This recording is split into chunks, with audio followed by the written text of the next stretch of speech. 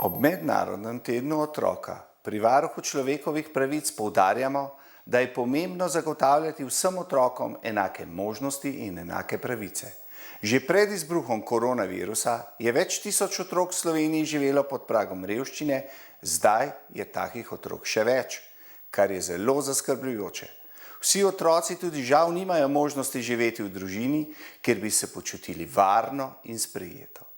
Pri varuhu opozarjamo, da je država dolžna skrbeti za dobrobit otrok, vendar v praksi še vedno nismo storili vsega za pravo zaščito otrokovih pravic. Ugotavljamo, da različne institucije ne pretehtajo dovolj njihovih mnenj, želja in interesov ter na nezadostni podlagi odločajo o njihovih koristih.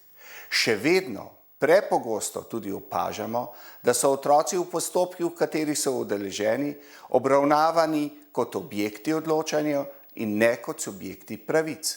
Kot namestnik varuha za otrokove pravice zato apeliram na pristojne, da v postopkih pridobijo mnenje otroka ter ga tudi upoštevajo v skladu z njegovo starostjo, zrelostjo in na način, da bodo zagotovljene njegove največje koristi.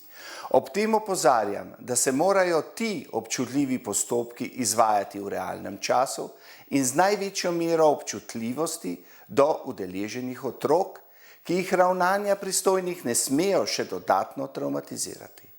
Otroci so ponavadi že tekom postopkov in do odločitve podvrženi stresni situaciji. Varuh človekovih pravic veliko pozornosti namenja prav varovanju in ozaveščanju o otrokovih pravicah. S projektom Če vidiš krivice, uporabi pravice, otroke in mlade vabimo k dejavnemu uresničevanju njihovih pravic.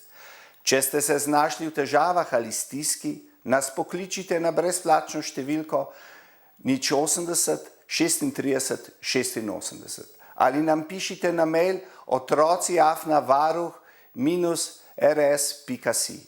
Dragi otroci, vašo zasebnost bomo varovali tudi po končanem postopku in ne bomo nikogar obveščali, da ste se obrnili na nas.